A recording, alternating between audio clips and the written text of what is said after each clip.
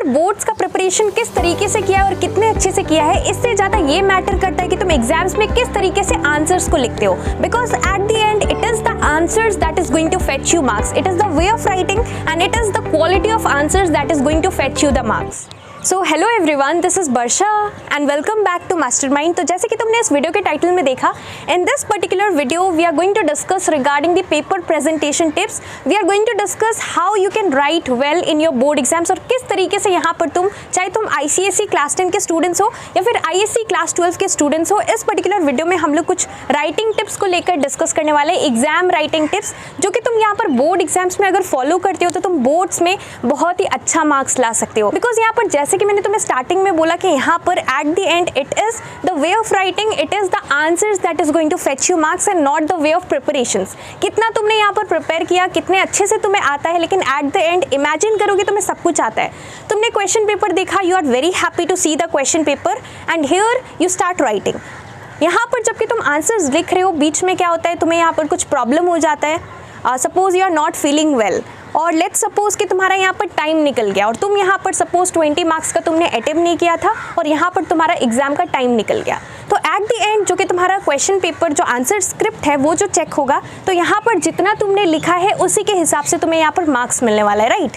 तो बहुत इंपॉर्टेंट है कि यहाँ पर तुम्हें क्या करना है, यहाँ पर तुम्हें जितना भी जो आंसर्स तुम लिख रहे हो, बहुत इंपॉर्टेंट है कि तुम आंसर्स अच्छे तरीके से तुम्हें यहाँ पर एग्जाम्स में लिखना है। और टाइम मैनेजमेंट जो है बहुत इंपॉर्टेंट है। अगर तुम स्लो हो राइटिंग में तो कितने भी अच्छे से, no matter how well you are prepared, no matter how well you are writing, but at the end if you are not able to complete the paper, definitely you will not be getting good marks. तो तुम्हें क्या करना है, paper को बहुत अच्छे से present करना है, बहुत अच्छे से सारा आंसर्स लिखना है। कुछ टिप्स को लेकर इस वीडियो में हम लोग डिस्कस करने वाले, जो काफ़ी ज़्यादा तुम्हारे लिए हेल्पफुल होगा, बेनिफिशियल होगा। तो वीडियो को एंड तक जरूर देखना।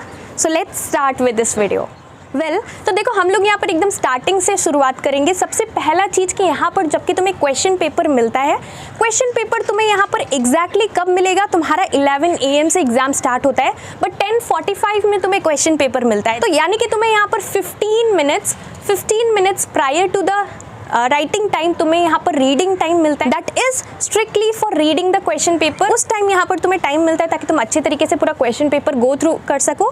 तो यहाँ पर तुम्हें क्या करना है, ये 15 मिनट्स को बहुत अच्छे से यूज़ करना है। बिकॉज राइटिंग टाइम को तुम अगर इस टाइम, जबकि राइटिंग टाइम स्टार्ट होगा, सब लोग यहाँ पर आंसर्स लिखना स्टार्ट कर देंगे, उस टाइम अगर तुम यहाँ पर कन्फ्यूज हो जाते हो कि हमें यहाँ पर सेक्शन B के लिए कौन सा करना है, सो डेफिनेटली यहाँ पर तुम्हारा टाइम जा सकता है, तुम्हारा टाइम ऐसे ही वेस्ट हो जाएगा। सो गाइस, वीडियो में आगे बढ़ने से पहले एक छोटा सा अनाउंसमेंट। तो अभी देखो, अभी से लेकर बोर्ड एग्जाम्स तक के लिए, ICSE 2024 बोर्ड एग्जाम्स तक के लिए तुम्हारे पास बहुत ही लिमिटेड टाइम है।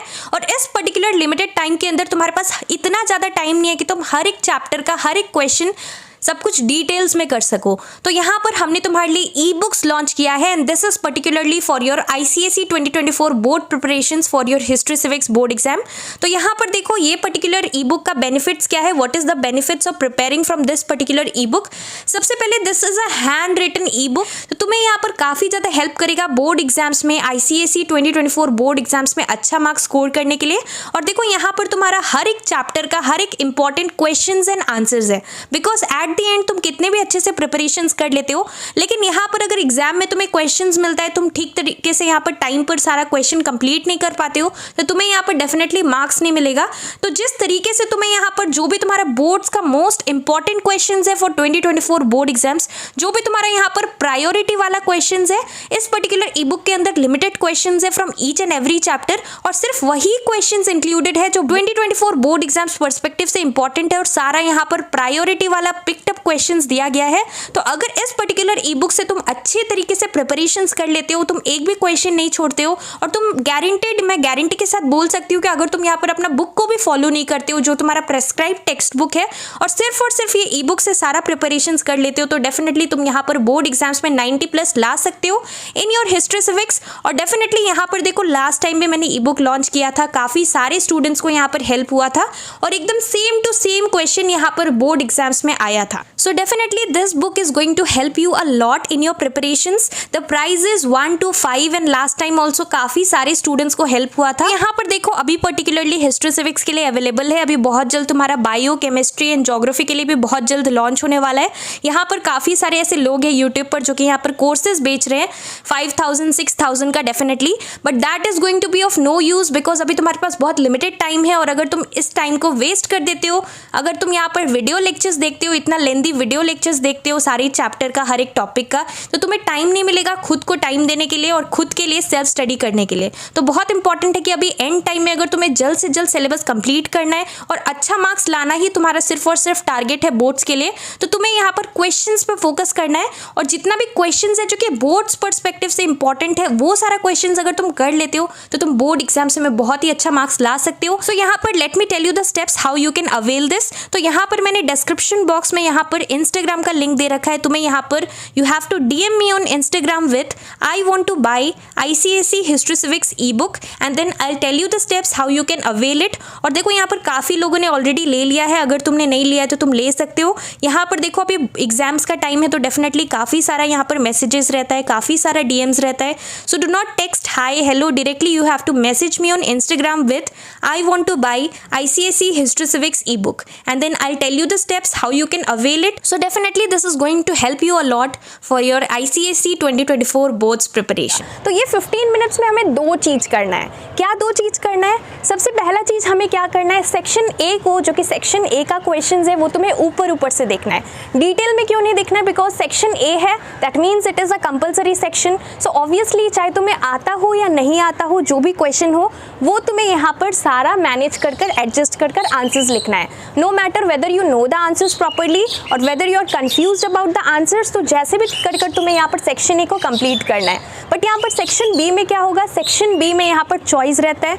Out of the 6 questions that you are provided, यहाँ पर तुम्हें एनी 4 अटेम्प्ट करना पड़ता है। देखो ऑप्शनल रहता है, यहाँ पर क्वेश्चंस चॉइस के अंदर रहता है, you get choices for section B. तो कुछ यहाँ पर तुम्हें मतलब जितना भी क्वेश्चंस रहता है यहाँ पर ऑप्शनल मतलब 1-2 क्वेश्चन एक्स्ट्रा रहता है, यहाँ से तुम्हें चूज कर कोई भी 4 करना पड़ता है। तो अगर तुम वाइजली चूज कर लेते हो, क्वेश्चंस अच्छे से रीड करके ये देख लेते हो कि यहाँ पर तुम्हारा जो क्वेश्चन है कौन सा तुम अच्छे से कर सकते हो और तुम्हें कौन सा ज़्यादा मार्क्स फेच करेगा, तो यहाँ पर कॉम्बिनेशन रहता है like 3 marks and 4 marks will give you यहाँ पर 3 3 6 एंड 4 इज 10। तो टोटल यहाँ पर 10 मार्क्स का क्वेश्चन रहता है सेट, 10 मार्क्स का रहता है। 40 मार्क्स तुम्हारा सेक्शन ए का रहता है, सेक्शन बी का 40 मार्क्स रहता है। तो यहाँ पर तुम्हें क्या करना है, 3 मार्क्स एंड 4 मार्क्स। तो तुम्हें देखना है कि कौन सा यहाँ पर सबका मार्क्स भी देखना है, क्वेश्चन भी देखना है, और जहाँ पर तुम्हें ज़्यादा मार्क्स मिल रहा है हो सकता है कि सब में से तुम्हें कुछ आता हो कुछ नहीं आता हो, तो तुम्हें देखना है कि कौन सा तुम यहाँ पर ज़्यादा श्योर हो कि तुम्हें ज़्यादा मार्क्स मिलेगा। मार्क्स देखकर क्वेश्चन को आंसर करना है और तुम्हें यहाँ पर फेवरेट क्वेश्चन नहीं देखना है।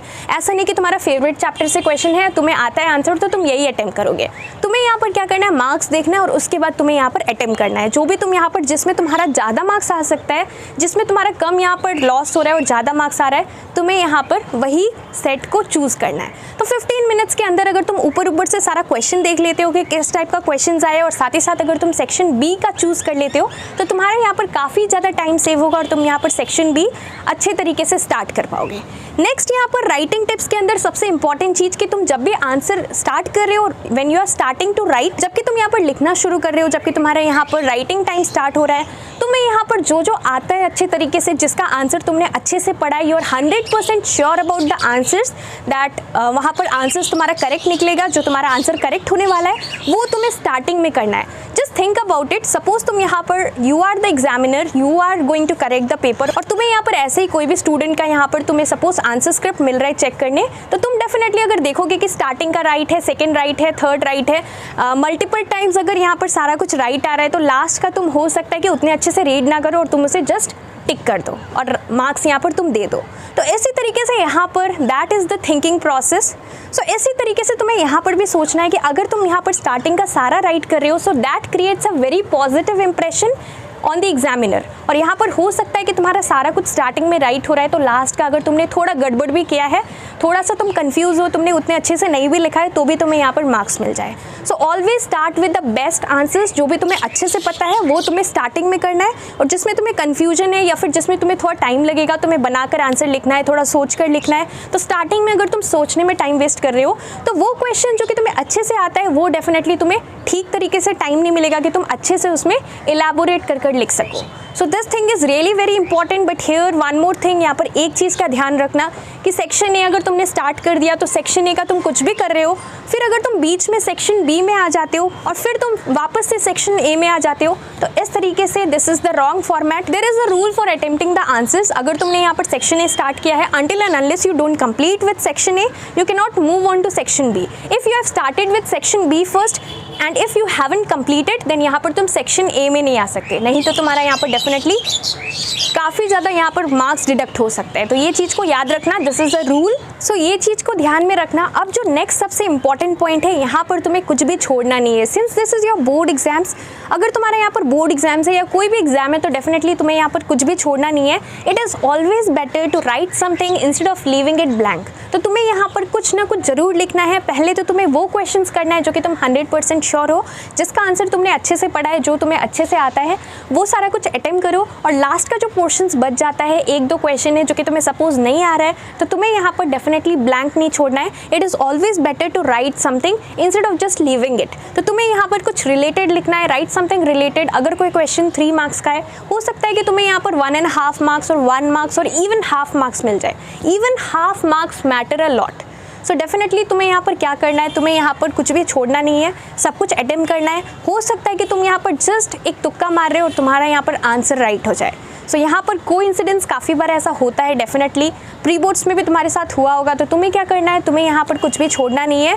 It is always better to write something. हो सकता है कि वो आंसर पूरा का पूरा राइट हो जाए, हो सकता है कि वो आंसर एटलीस्ट तुमने, since you have not left it blank, since you have written something sensible, you have written something related, तो हो सकता है कि यहाँ पर तुम्हें 1 मार्क्स हाफ मार्क्स मिल जाए।